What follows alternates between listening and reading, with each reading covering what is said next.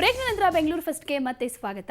ಪ್ರೇಮಿಗಳೇ ಎಚ್ಚರ, ಇನ್ಮುಂದೆ ಲುಂಬಿನಿ ಗಾರ್ಡನ್ಗೆ ಹೋದಾಗ ನಲ್ಲೆಯೊಂದಿಗೆ ಸರಸವಾಡುವಂತಿಲ್ಲ. ಯಾಕಂದ್ರೆ ಅಲ್ಲಿ ನಿಮ್ಮ ಆಟಗಳನ್ನು ಗಮನಿಸೋಕೆ ಸಿಸಿಟಿವಿ ಇದೆ.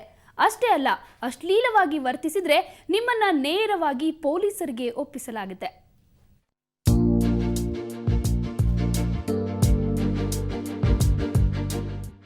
ಕೆರೆಯಲ್ಲಿ ಬೋಟಿಂಗ್, ನೀರಿನಲ್ಲಿ ಕುಣಿದು ಕುಪ್ಪಳಿಸ್ತಾ ಇರೋ ಜನ, ಬಾಕಿ ಬಗೆ ಆಟವಾಡ್ತಾ ಇರೋ ಪುಟಾಣಿಗಳು.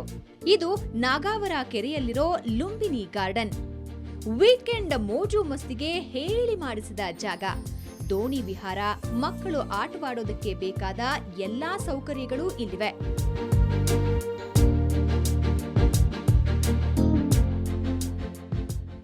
ಆದ್ರೆ ಇಲ್ಲಿ ಪ್ರೇಮಿಗಳ ಹಾವಳಿ ಜಾಸ್ತಿ. ಹಾಗಾಗಿನೇ ಅವರ ವರ್ತನೆಗೆ ಬ್ರೇಕ್ ಹಾಕೋದಕ್ಕೆ ಪಾರ್ಕ್ ಮುಂದಾಗಿದೆ. ಇದು ಸಂಸಾರಸ್ಥರು ಮತ್ತು ಮಕ್ಕಳಿಗೆ ಮೀಸಲಾದ ಪಾರ್ಕ್. ಇಲ್ಲಿ ಅವಿವಾಹಿತ ಜೋಡಿಗಳು ಮುಜುಗರವಾಗುವಂತೆ ವರ್ತಿಸುವಂತಿಲ್ಲ.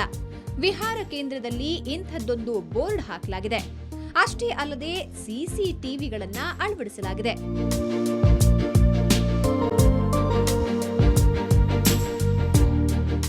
ಇಲ್ಲಿ 16 CCTV ಕ್ಯಾಮ್ರಾ ಹಾಕಿದ್ದೀವಿ.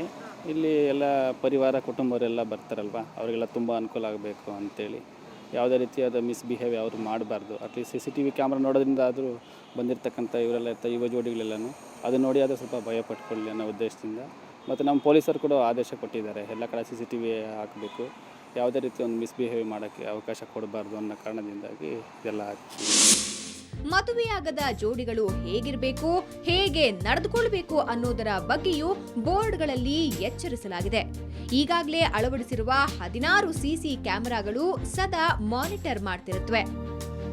ಅಶ್ಲೀಲವಾಗಿ ವರ್ತಿಸಿದ ಜೋಡಿಗಳನ್ನ ಪೊಲೀಸರಿಗೆ ಒಪ್ಪಿಸುವ ಸೂಚನೆಯೂ ನೀಡಲಾಗಿದೆ. ಈ ಖಡಕ್ ಸೂಚನೆಗಳಿಂದ ಪ್ರೇಮಿಗಳ ವರ್ತನೆಯಲ್ಲಿ ಬದಲಾವಣೆ ಆಗಿದೆ ಅಂತ ಖುಷಿ ಪಡ್ತಾರೆ ಸಾರ್ವಜನಿಕರು.